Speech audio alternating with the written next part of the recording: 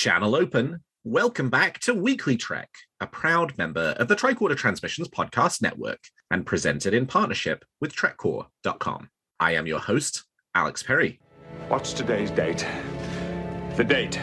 Today's show was recorded on May 6, 2022, and is current through the Star Trek Picard Season 2 finale, Farewell, and the Star Trek Strange New Worlds pilot, Strange New Worlds, so beware of spoilers. And if you are in one of the regions where any of the Star Trek shows have not yet aired and you are trying to stay spoiler-free, be sure to check the episode article on TrekCore for time codes for each of our stories tonight in order to avoid them. All right, let's get into the show. Good day, Voyager, and welcome to A Briefing with Neelix. It's a catchy title, isn't it? WeeklyTrek is a regular news show covering the biggest stories from the Star Trek franchise. We are in a new golden age of Star Trek. There are 5 television shows in production, possibly more on the way, and enough merchandise to fill the Bajoran wormhole. So stick with me and I'll help you sort the real facts from lots of the Dominion propaganda that you'll find online. But I can't do this alone, and my guest this week is returning guest and co-host of the Discovering Trek Picard and the Divine Treasury podcasts on the Trek Geeks podcast network. It's Jamie Rogers. Jamie, welcome back to WeeklyTrek. So glad to be back with you, Alex. We always have fun times when we're together for sure. Oh, yes. Well, Jamie, you know the drill. I want to know something that's got you excited about Star Trek at the moment. What's got you moving at Warp 10? I don't know, Alex. There wasn't a whole lot that happened this week.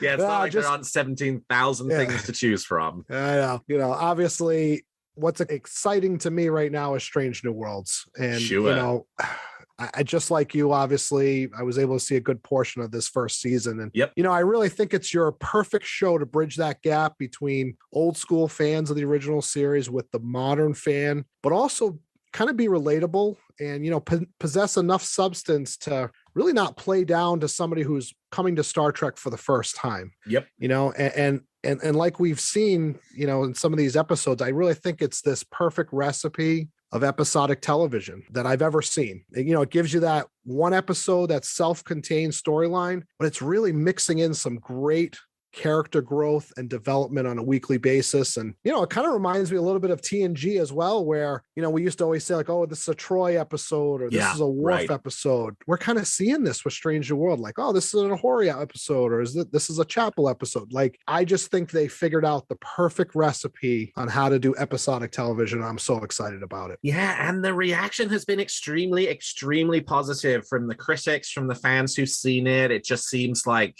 everything is humming on all cylinders. And we'll pause for a moment and recognize that Strange New Worlds is not possible without all of the other great shows that have come before it, including Star Trek Discovery, Star Trek Picard, the animated shows that are out there. But I think there is this sense that Strange New Worlds has sort of arrived on the scene and has sort of already earned its place there in terms of the role that it's going to play in the Star Trek franchise moving forward. And the pilot was great. The next episodes are great. There's just so much to look forward to from this show. And I can't wait to see more new episodes because it's going to be a little while because we've seen the first 5 episodes at this point. And it's just really great. I just rewatched the pilot about an hour ago. It was the 3rd or 4th time I've seen it after I had the privilege of seeing it on the big screen at the red carpet premiere last week. And it's a fabulous show. Yeah, no, and it's just, it hits the ground completely running. Like you don't feel any of that first episode, first season angst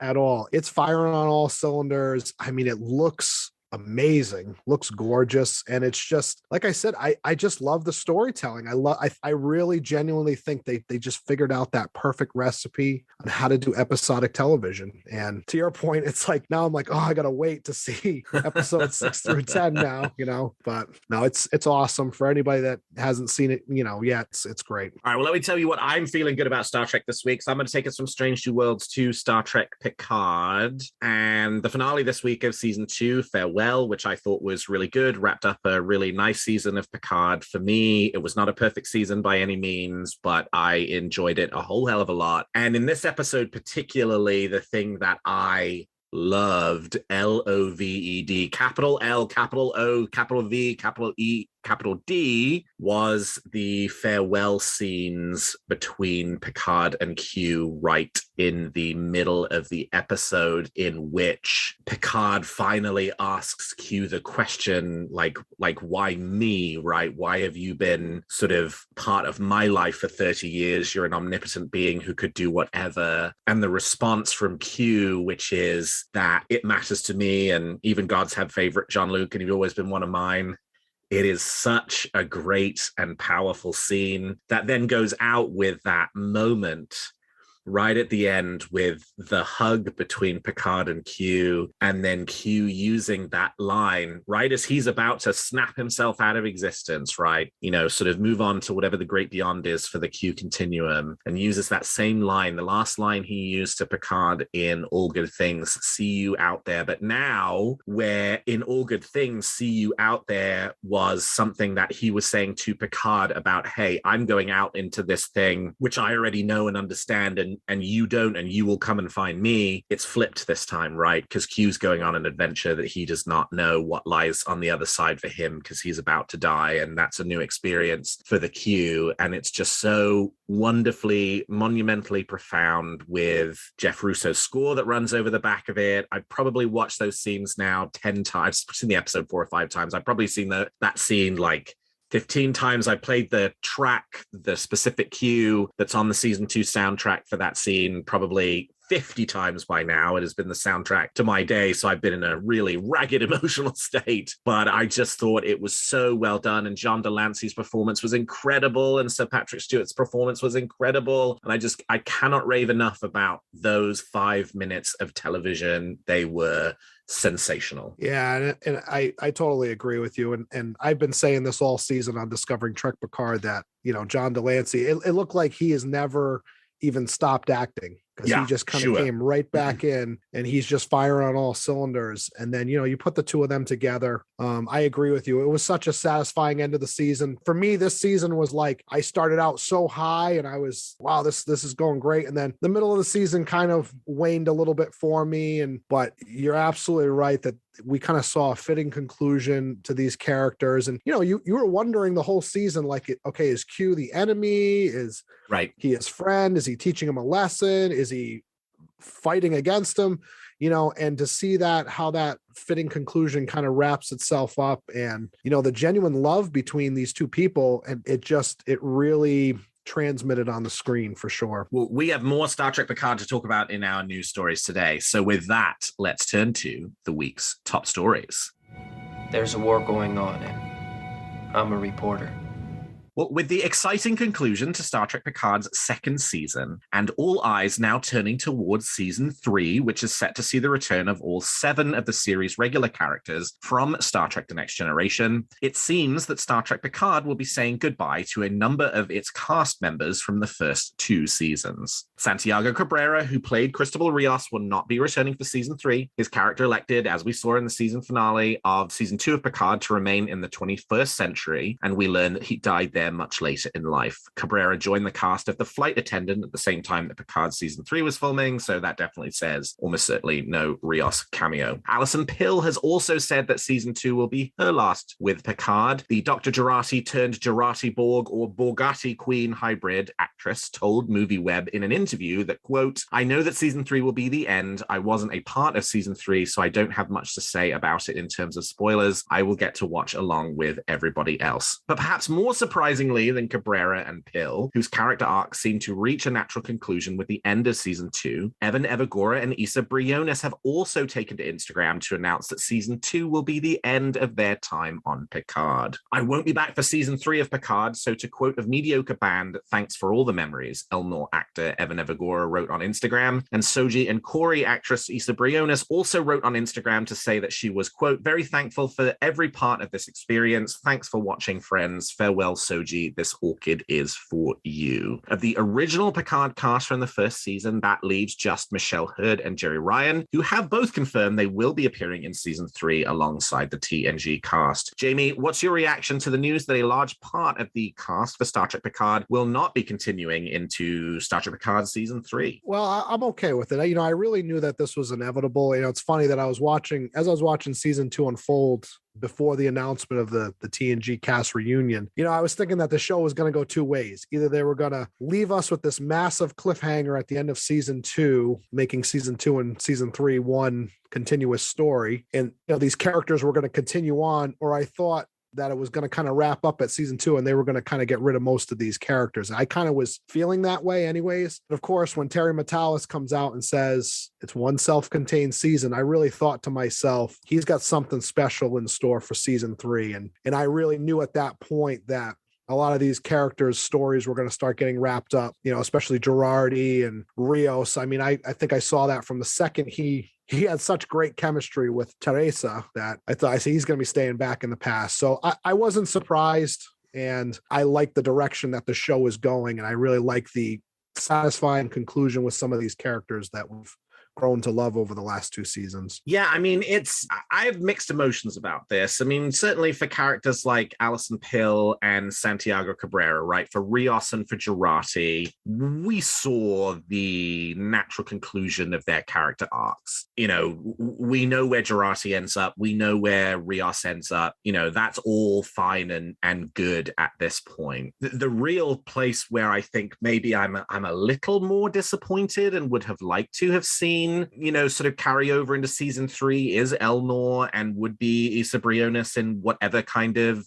sort of role she would be playing in a season 3 of Picard, just because, right, we barely got any Elnor this season. He died in episode 2, we got the hologram in episode 9, and then he pops back up right at the end of episode 10. And there is something very special to that relationship between Picard and Elnor that really sort of got dropped, after the first season. And it would have been nice to have seen more on. But ultimately, I guess it's inevitable in some ways, right? You're bringing back the 7 main cast members of The Next Generation. They've all said in various ways and shapes and forms that they only want to come back if they're given something really substantive and meaty to do. And we'll talk about this more in the next story. And this is it, right?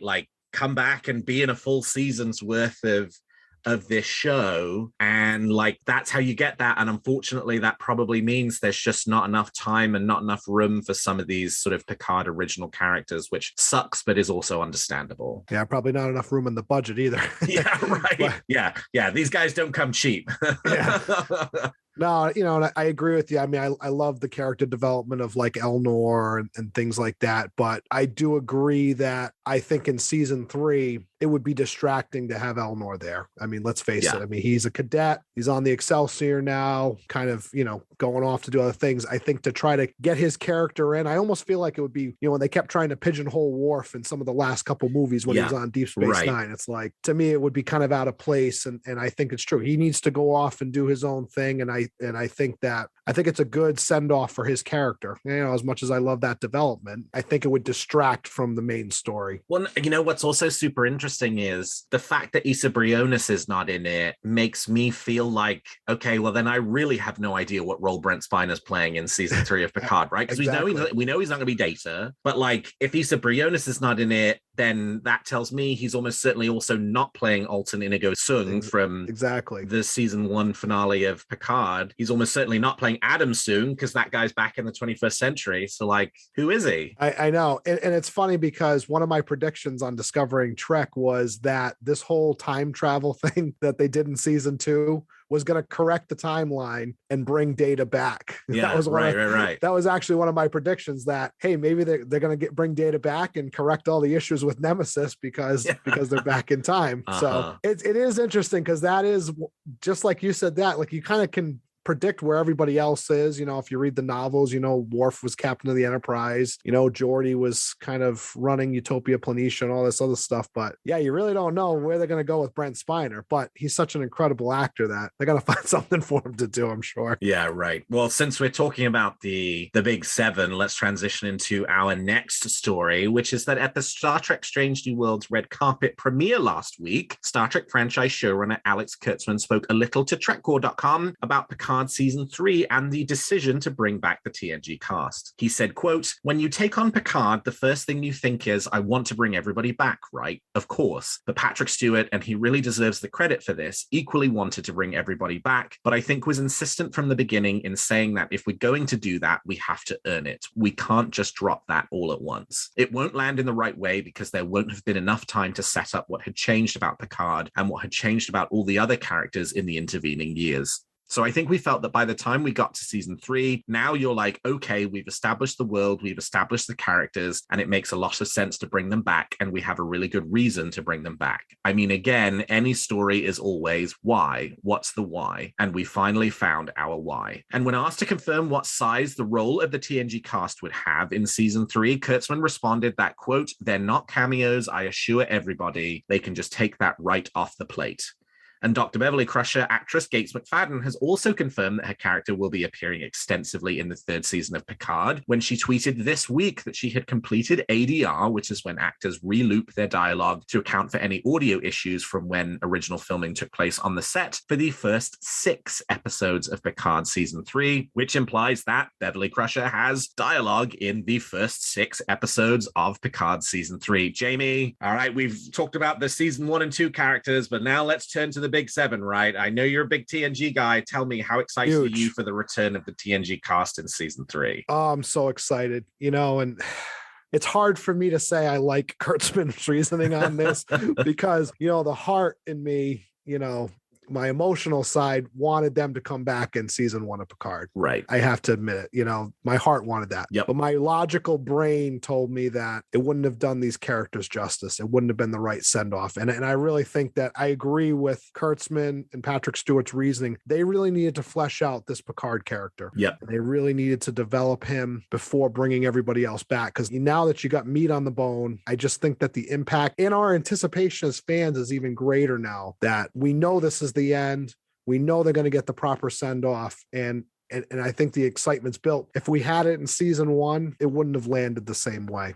Yeah. Well, and it really is like, I've heard people sort of saying it's like, oh, it's TNG season 8, and it's like, yeah, it's TNG season 8, guys. Like, this is really happening. And like, that's really exciting. And we're getting these characters back, and we're not getting, this is not like a Riker showing up in Nepenthe type thing for 1 episode and then coming back again, for the season finale. This is like, no, this really sounds like these guys are going to be there, beginning in episode 1, running all the way through. I can't imagine they let them jump off the train before the season finale of season 3. So it's like, yeah, this is going to be a big story. I'm curious though, like, season 2, the finale of season 2 seems like it has some setup for season 3, right? The temporal anomaly and why did Q die? And that could kind of be set up for the beginning of season 3. Do you think it is, or do you think they're going to go in a completely different direction?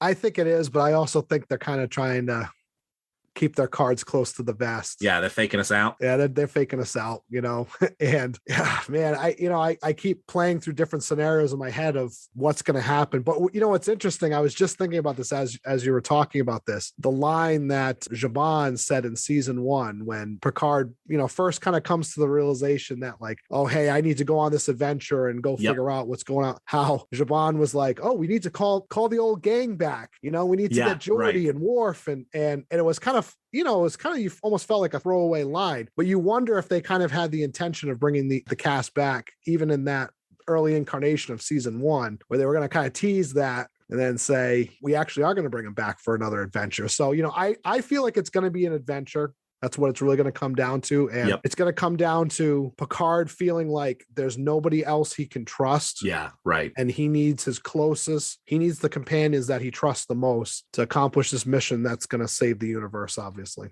And it's got to be something huge, massive, right? Like, massive. And hey, a random transwarp conduit from an unknown species opening in the middle of a random Federation sector and then almost destroying that entire sector. That's a pretty big threat, right? That's a pretty big absolutely. problem. And you wonder too, like, are we going to see Will Wheaton again? Are we going to see Whoopi Goldberg again? Are we going to see Denise? We may even see Denise Crosby. We don't know.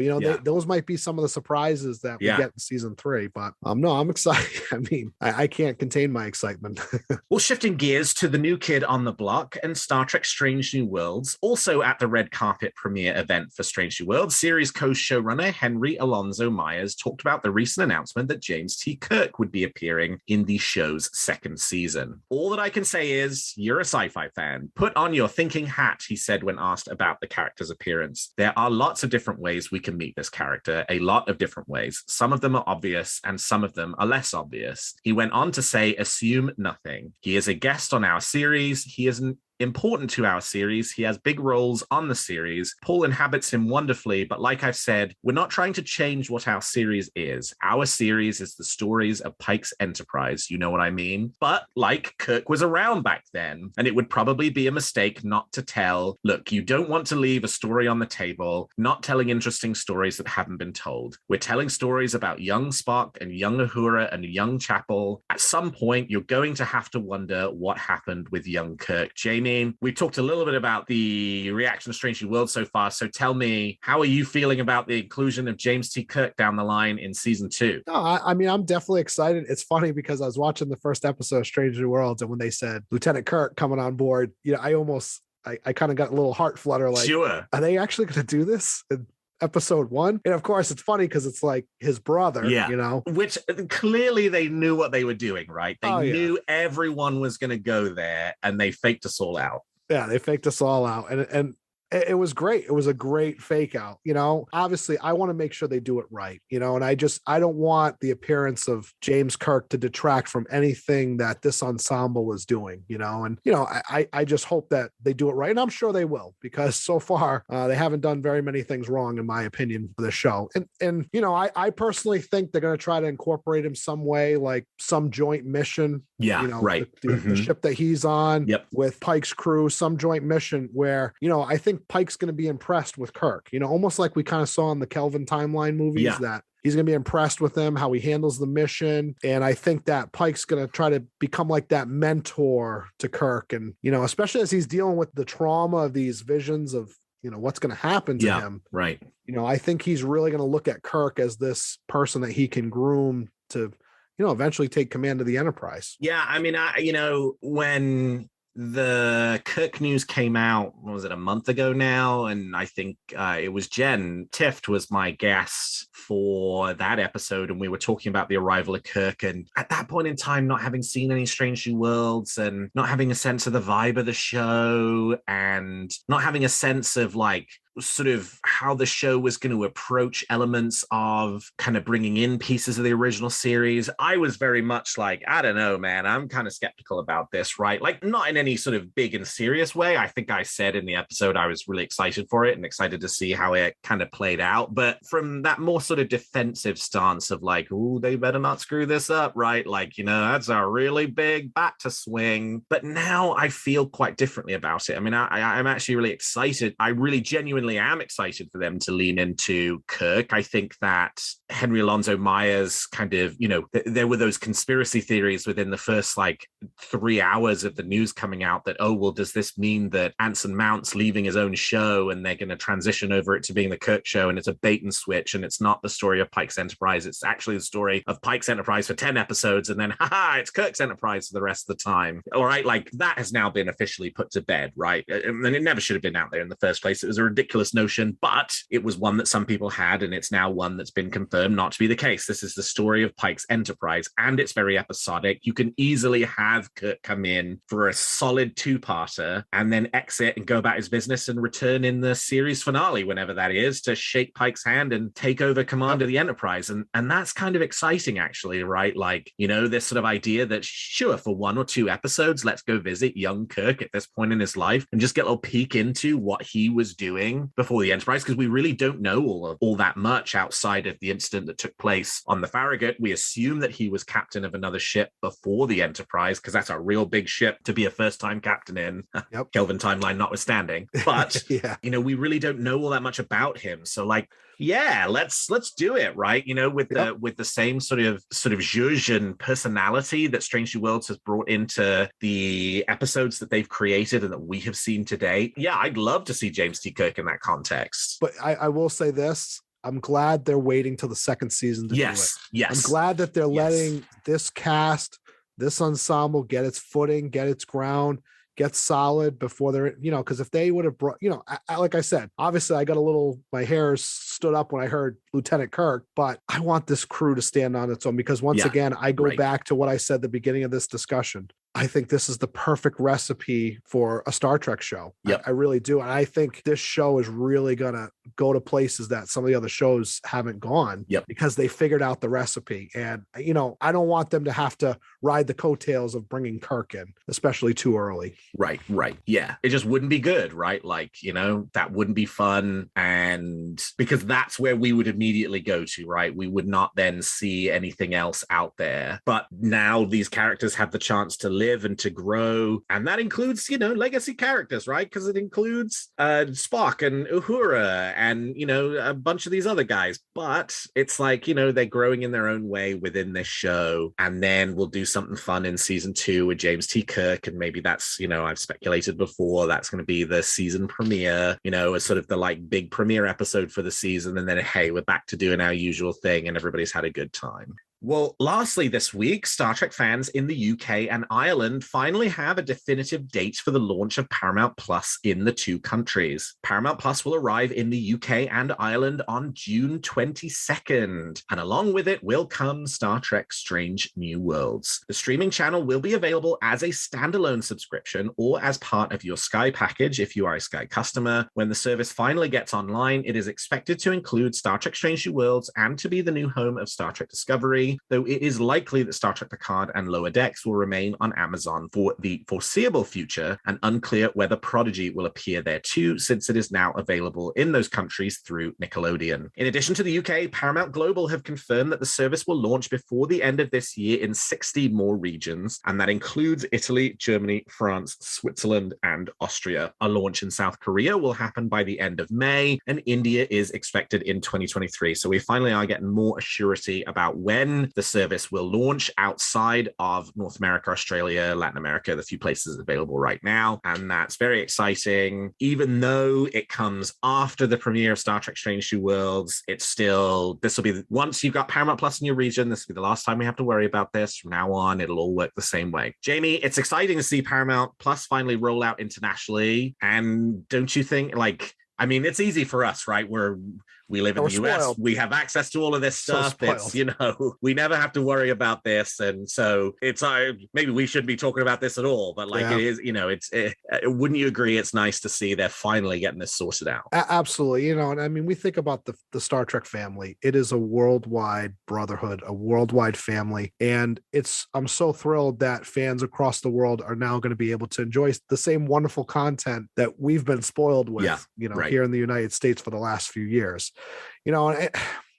I'm very happy, but at the same time, I think, Paramount, CBS, I think they should have done a better job a few years ago laying the groundwork to have gotten this content out sooner. And I think it was a really missed opportunity that they launched it the way they did, but almost feels like they're playing catch up. But once again, I'm thrilled that, our international fans and friends are going to be able to enjoy the same content. Yeah, I'm really looking forward to never having to talk about this again. Well, that's for sure. June 22nd can't come soon enough. The end of the year can't come soon enough. This service rolling out in all the other international territories cannot come soon enough, because that will be the end of it, right? Once Paramount Plus is launched in your region, no more international distribution questions. It's going to be on Paramount Plus. It's not going to be anywhere else, right? We see the 5 shows right now, Strange New Worlds being the most recent. That's going to be a native Paramount Plus exclusive in everywhere, right? Which means that it's not available in some of the countries right now where it's available today because they don't have Paramount Plus. But as soon as they get Paramount Plus, it will be. And then season 2 of that show will launch in the same way. Well, and however many countries Paramount Plus is in by, let's say, this time next year when season 2 of Strange New Worlds is on. And any future shows that get announced, right?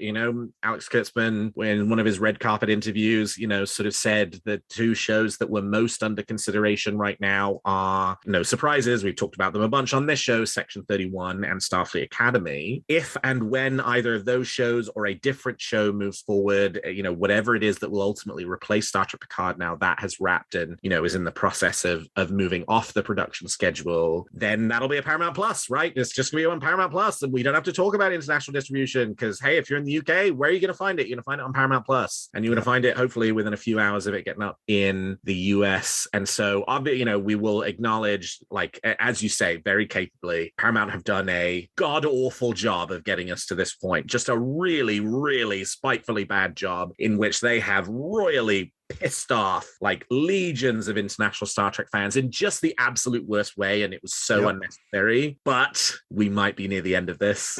We might be near the other side, and we can at least say phew and move on when we get there. Yeah, for sure. And it's funny too, because if you think about when CBS All Access first released, they broke every record, like every projection they came up with of how successful it was going to be. They blew it out of the water. Right. And I just sit here and I think of, like, if you had planned it out better, you would have blown it out of the water even more. But hindsight's 2020 at this point.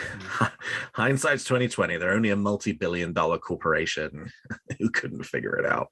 All right. Well, we've talked about the facts, and now let's speculate on what's going to happen in the future of Star Trek. You make some very good points, Captain. But it's still all speculation and theory. So each week, my guest and I give you a wish or theory we're nurturing about any of the shows or the future of the franchise. So, Jamie, let's hear your theory or wish for this week. Getting that little tease of the Gorn in Strange New Worlds. I would love to see the Gorn done well, and I really... You don't want them to use the same CGI model they used for Mirror Darkly? No. Absolutely not. God, that was bad. Yeah, I loved the original series episode with the Gorn, and I was so disappointed with how it was used in Enterprise. And I love that they're bringing this in, and I hope they just really...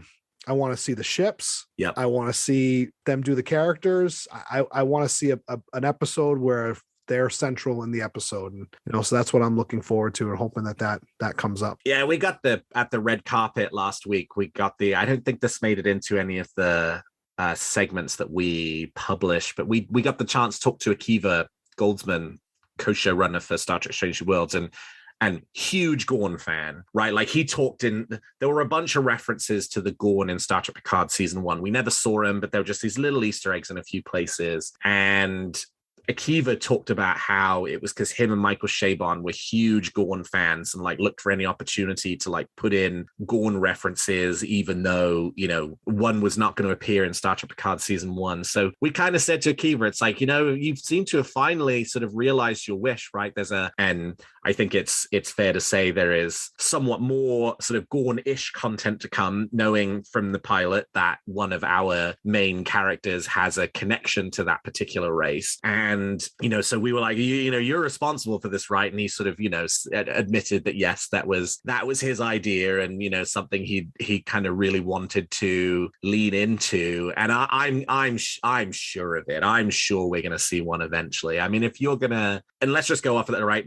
I'm going to give absolutely no spoilers for the next 4 episodes. Let's just go off of what we know from the pilot, which is that La'an has this history with the race, clearly very deeply affected her, right? Very important to who her character is. I just can't imagine you build that kind of backstory, which is currently we know more about her connection to the Gorn than we know about her connection to her last name at this point. And that is a very intentionally chosen last name. I cannot imagine that at some point in this show, whether it breaks canon or not, we'll leave that on the table for people to decide if and when it happens, if it does, that we will not see a Gorn. I just think it's a no-brainer, right? Yeah, I agree.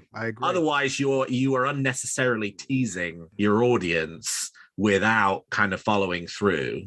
Yep, absolutely. So what do you think? So how close do you want the Gorn to be to the arena Gorn? That's tough because, I know there's going to have to be some, I love practical effects and makeup. I really do, you know, and you see how they do some of this makeup stuff now. I think of Saru on Discovery, and they could pull it off. They really could practically. They could pull it off. So if they could kind of maybe mix the two, maybe he's a little bit more agile in arena, you know what I mean? But I'd love to see that, real deal practical type application somehow done very well. All right, let me give you my theory, which is also a Strange New Worlds theory. It's a pretty big one. So my theory is that Brent Spiner will appear as Adam Soong in Star Trek Strange New Worlds. Oh, that's awesome.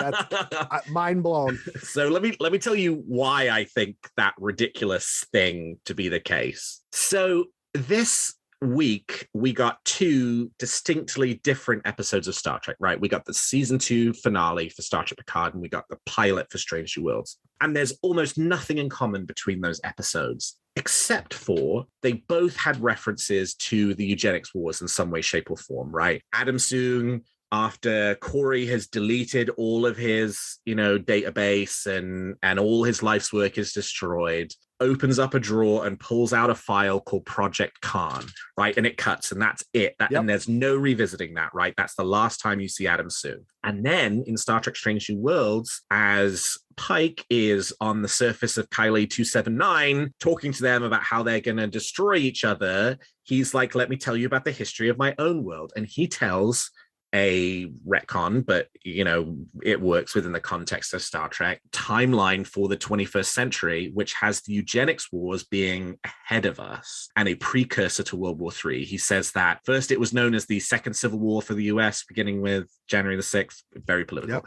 and then going through the eugenics wars, and then and finally they called it World War III. And he's got a main character too. He's got right, exactly. And so we've got Adam Soong in 2024, looking forward with something called Project Khan, right? It's dated 1996, which is a reference back to, the eugenics wars of 1996. But now we know that the eugenics wars happen after it, at whatever point between 2024 and 2063, World War III happens, the eugenics wars take place right around there. And so, that says to me, they talked about how there are these showrunner coordination meetings in which they sit down and figure out, right, what are you doing? What are you doing? And have started to try and come up with ways to kind of tie the shows together. So obviously, there's that piece of it. But let's return to the Kirk casting announcement, right? That Kirk casting announcement came very suddenly because Paul Wesley and Christina Chong were photographed in downtown Toronto filming an episode of Star Trek Strange New Worlds, the second season, right? It was all over TikTok, these,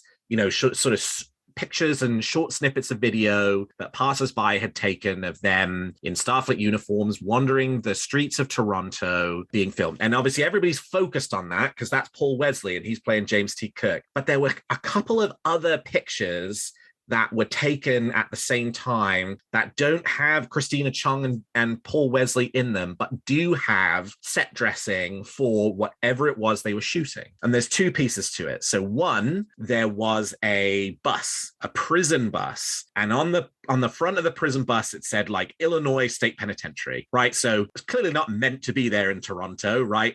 That's clearly a piece of set dressing from the filming. So Illinois State Penitentiary. So what does that tell me? Well, it tells me they're filming in downtown Toronto, but it's standing in for Chicago, let's say. And that's clearly not 23rd century design, right?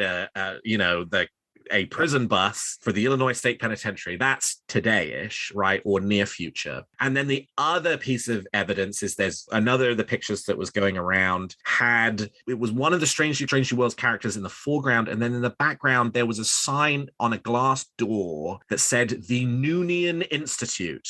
Oh, right, like Noonien Soong, Khan Noonien Singh, and okay, so add all of that together, right? My sense is this James T. Kirk episode is going to involve some kind of time travel back to around this point in history, maybe near future. They made a very pointed element of kind of saying, hey, Adam Soong might have something to do with the eugenics wars, and now there's clearly going to be some eugenics war content, and you have a character with the last name Noonien Singh in Strange New Worlds, which very strongly implies they want to do some kind of carny stuff with that. Now, my last piece of evidence for this is a tweet sent by one Brent Spiner on May 4th. This was 2 days ago. In reply to Anson Mount, he said, wishing all my friends at #StrangeNewWorlds a bon voyage on tomorrow's premiere, smooth sailing for years to come. Hope to come play with you someday soon. Oh, which, you know, is like, of course, that's just Brent being Brent and doing whatever. But when you add all of that together, doesn't that sound like a compelling amount of circumstantial evidence that says that maybe, just maybe, as their kind of first big series crossover, they're going to take a character from Star Trek Picard season 2 and have that character appear in Strange New Worlds season 2 to continue telling some of that story of like, how did the eugenics wars happen? That is... I'm blown away. That was an absolutely incredible prediction. I may even steal it on episode 10 of Star Trek Picard, discovering Star Trek Picard. You know, it's funny. Now I'm even thinking like, hey, I know how Issa Briones said that she's not in season 3 of Picard, but maybe she's going to be in Strange New Worlds because she's traveling around with the Traveler. Maybe. And we got this Adam Soong connection now. Yeah. I mean, Will Wheaton did say on the, I can't remember if it was on the Ready Room, if it was somewhere else, that, you know, all the other shows are fighting over, you know, getting some kind of Wesley appearance. So, you know, he might show up on more of them than just Picard. Hey, I got one other prediction for you. Yes, sir. Go for it. After missing Chicago and seeing that XO6 booth, I predict that Jamie's going to have to take out a second mortgage to try to keep up with all these figures that are coming out on the horizon. So I had to add that in. Jamie, that is one prediction I feel fairly confident will come true. Do you have a theory or a wish for Discovery, Picard, Strange New Worlds, Lower Decks, or Prodigy that you'd like to share? Tweet them to me at WeeklyTrek or email them to me at weeklytrek@thetricordertransmissions.com, and I might feature your theory in a future episode. Well, that's all the time we've got for this episode of Weekly Trek. Thank you so much to my guest, Jamie Rogers, for joining me today. Jamie, how can people contact you if they want to continue the conversation? Well, the easiest way to reach me is on Twitter at JMROG84. And you can find this show on Twitter at Weekly Trek and me at Alexander T. Perry. And if you enjoy the show, please consider leaving us a 5-star review on your podcast player of choice. And please check out some of the other great shows on the Tricorder Transmissions. And if you like our shows, please also consider becoming a Patreon of Tricorder, which you can find at patreon.com/the Tricorder Transmissions. And lastly, if you're looking for Star Trek news on the internet, I hope you will turn to trekcore.com. Well, thank you, Jamie. Thank you to all of my listeners. And until next week, live long and prosper.